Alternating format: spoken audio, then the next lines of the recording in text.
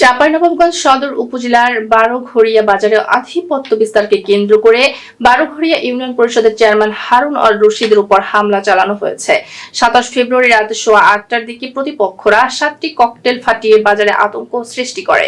এ হামলায় 5 জন আহত হয়েছেন। আহতরা হলেন হারুন অর রশিদ, লালচাঁদ, নাজমুল হক, সাকিম আলী এবং শিহাব। সবার বাড়ি বারোঘড়িয়া। সদর থানার ওসি মোহাম্মদ মতিউর রহমান জানিয়েছেন, ককটেল বিস্ফোরণের ঘটনায় বারোঘড়িয়া ইউনিয়ন পরিষদের চেয়ারম্যান সহ 3 জন আহত হন। তিনি আরো জানান, পূর্ব শত্রুতা ও আধিপত্য বিস্তারকে কেন্দ্র করে স্থানীয় রাকিব মোহাম্মদ আলী এবং আরো একজনের নেতৃত্বে 10 থেকে 12 জনের একটি দল হারুনকে লক্ষ্য করে পরপর 4টি ককটেল হামলা চালায়।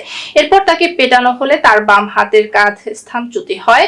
পরে তাকে সদর হাসপাতালে ভর্তি করা হলে চিকিৎসকরা তাকে রাজশাহী মেডিকেল কলেজ হাসপাতালে স্থানান্তর করেন।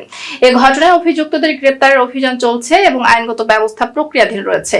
সদর হাসপাতালের চিকিৎসক মোহাম্মদ আনোয়ারুল মামুন জানান, চেয়ারম্যান হারুন সহ 5 জনকে চিকিৎসা দেওয়া হয়েছে। এর মধ্যে চেয়ারম্যানকে রাজশাহী মেডিকেলে রেফার করা হয়েছে এবং অন্যদিকে প্রাথমিক চিকিৎসা শেষে ছেড়ে দেওয়া হয়েছে।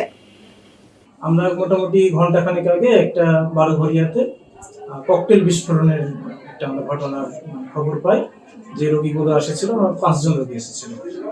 তাদের মুখ থেকে আমরা যেটুকু বর্ণনা থেকে শুনতে পাই যে বারোঘড়িয়াতে ককটেল বিস্ফোরণ, সেই বিস্ফোরণে 5 জনের মধ্যে একজনের অবস্থা আশঙ্কাজনক। তাকে আমরা গুরুতর জরুরি ভিত্তিতে রাজশাহী মেডিকেল রেফার করেছি। আর বাকি 4 জনকে আমরা ফার্স্ট ট্রিটমেন্ট দিয়ে আমরা ছেড়ে দিয়েছি।